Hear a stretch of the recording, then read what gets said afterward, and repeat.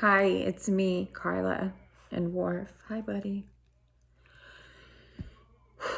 It's been rough today and the past couple of days. I have been purging racism for the last 24 hours. It's been so intense, and I've been feeling into a lot of things like my childhood and being a not raced person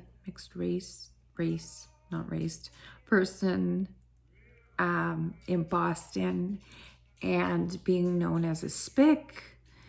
And, you know, I didn't like black people at one point because they were chasing me home saying I was white in my black neighborhood. I didn't like white people at one point because the black people were mad at the white people and thought I was one of them. And also, I was a spick to the white people. And so I didn't feel like I fit in anywhere. And it was so frustrating. It was so confusing and cuckoo manga. It was bananas. So I feel like I am purging a lot of that, a lot of, feeling insecure about who I was, feeling like I wanted to hide behind anything. When I was around white people, I wanted to be seen as Italian. I didn't want them to know that I was Puerto Rican. And till this day, I still don't know what I am. I mean, my dad said he's Puerto Rican and he's from my grandfather's from Puerto Rico, and the other, his family is from Spain too, and it's all mixed up. And I got 23andMe done and this other thing done, and I realized it doesn't matter. None of the tests showed me what I was, and it doesn't matter. It doesn't matter at all. And so I've been purging this, and I can also, there are these whispers that I know are not from me. I know they're from the collective about black people, and I'm purging that. Like they're not capable of doing some things because they're black. And it's so interesting because this was happening with the whole of collective last month. I was feeling the feeling of everyone feeling like they were incapable. I'm just gonna move. I'm gonna change this, skip this ad. So it's been so weird. And so now I hear these whispers of like, I see a black person promoting something and I hear the whisper, they can't do that. And I'm like, what the hell are you talking about? And because they're black. So there's like a special part of the incapability energy that is being purged from the collective. And it's intense. And I'm like, what the heck? And then I feel it from my grandparents, my lineage, purging racism from them. My mom wanted to marry a black man at one point, and they wouldn't let her. And I'm like, what the heck? And my father, his name is Carlos. He went by the name Charlie to be more accepted. So weird to me because we're all one and this is energy and it doesn't matter. So in the past 24 hours, I've been led to a healer. I got a healing done. And I realized I wouldn't have known this in this precise time had it not happened. I feel like they're part of this. It's an interracial couple, and he complained to me yesterday. She was calling him the N-word. And then today she sent me a message saying that he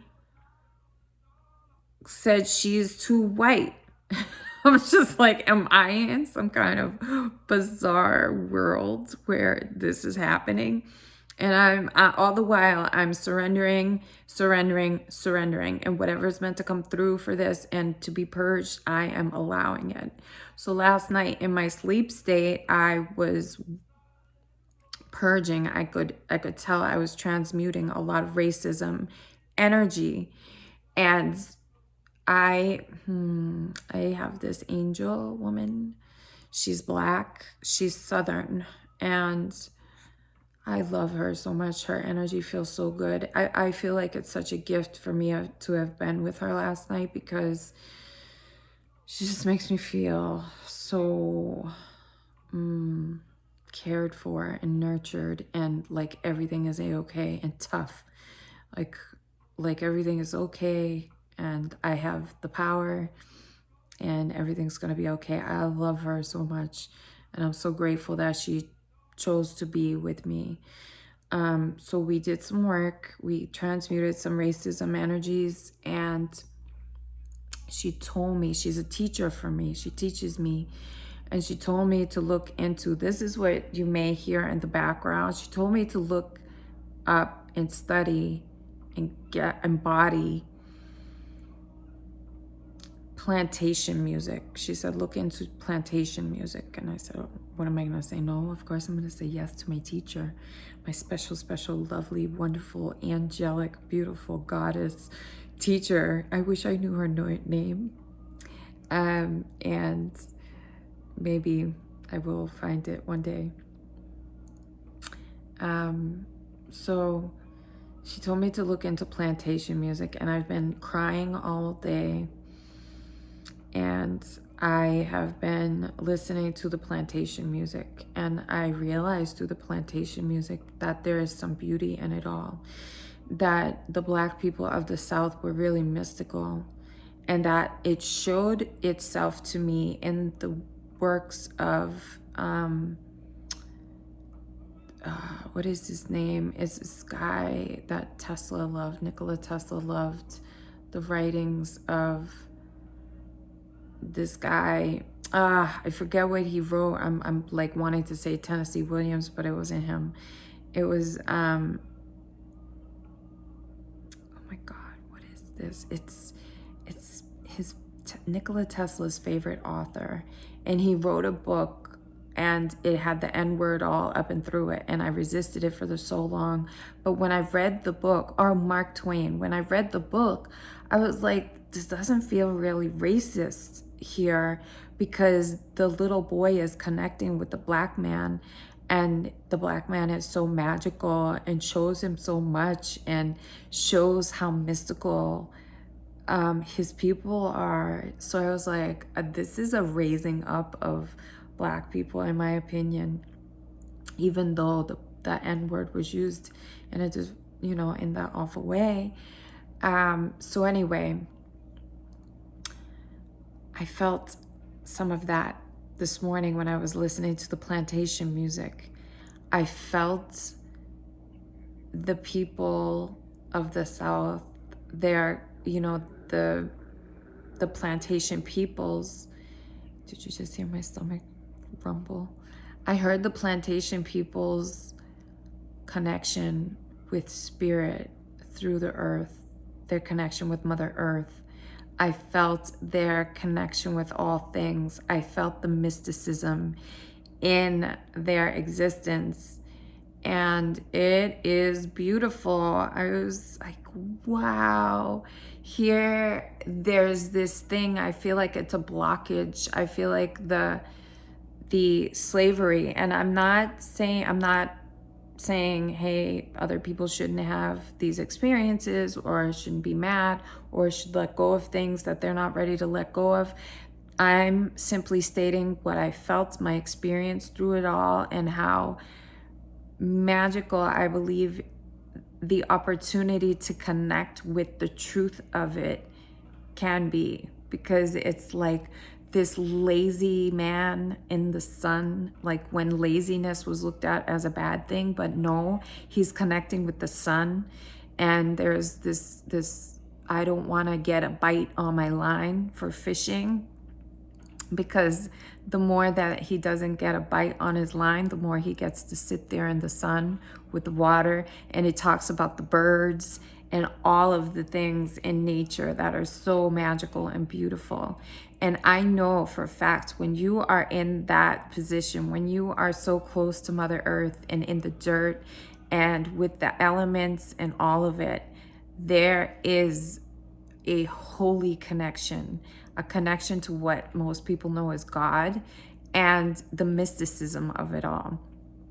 So this morning I really got into the beauty of what many of the plantation people experienced. And yes, there are horrors, but they're all, like, it seems like all that is shown are those parts.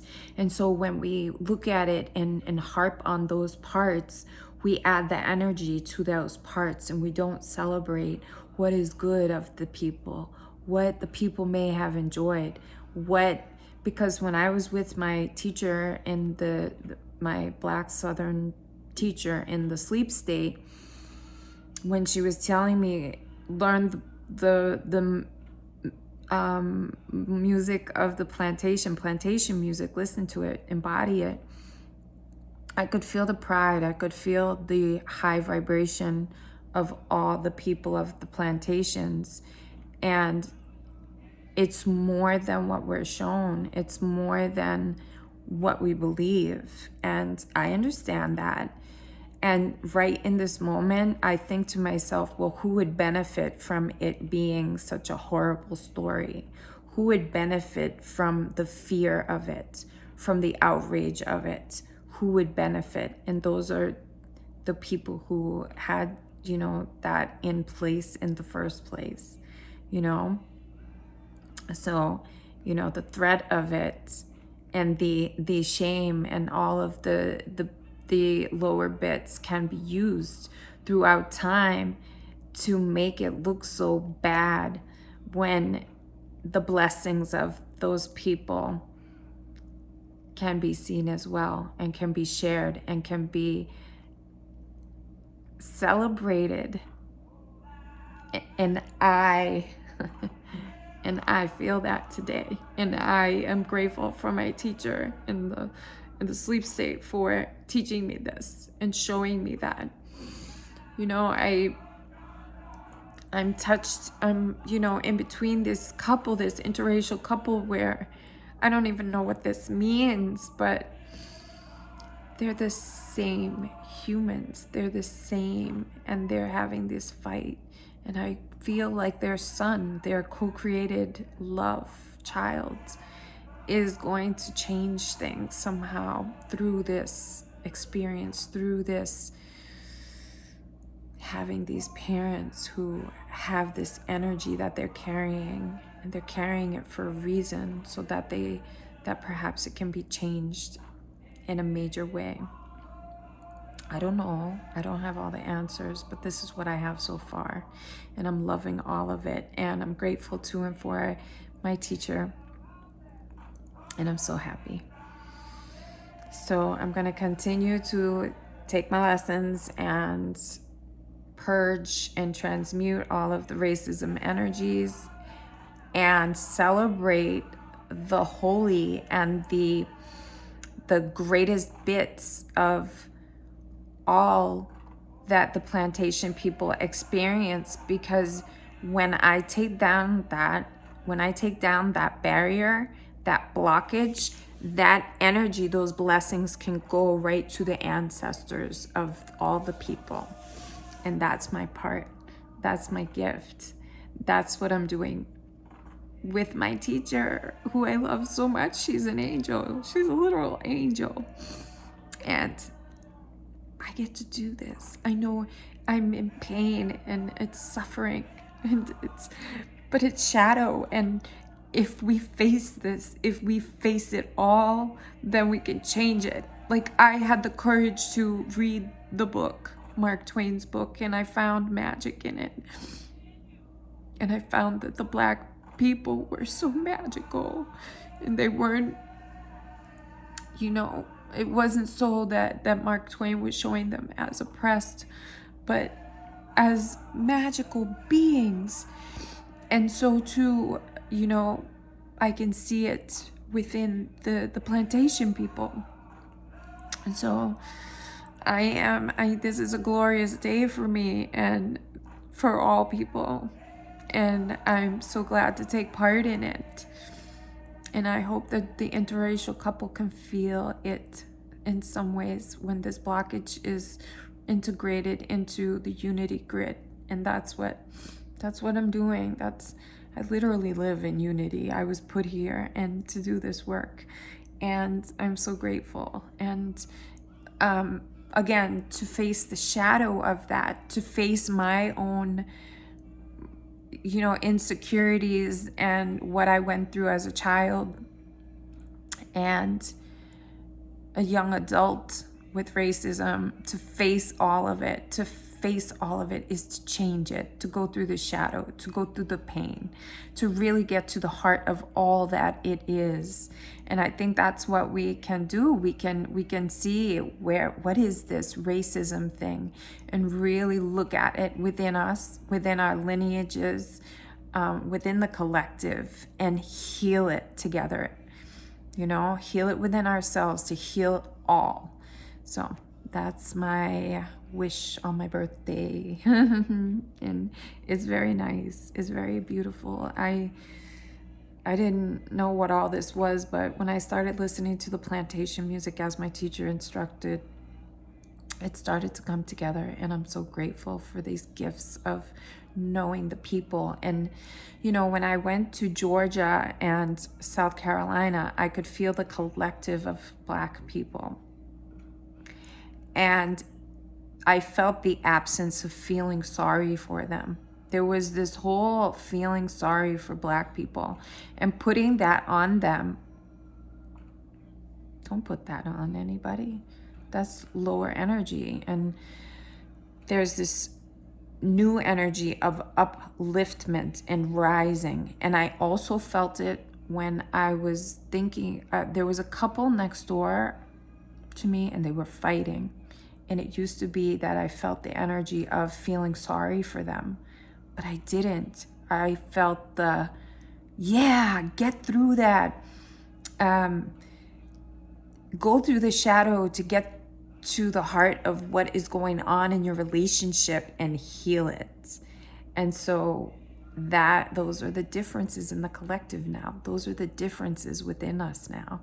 Instead of feeling sorry, what can we do? How can we rise? How can we empower? And so that's where it's at now. And I'm so excited and so happy. So on it goes, on the healing goes, on we go through the dark to get to the light. I love you, each and every one of you. I know it's difficult, but we got this and we're doing it. I love you. Ciao.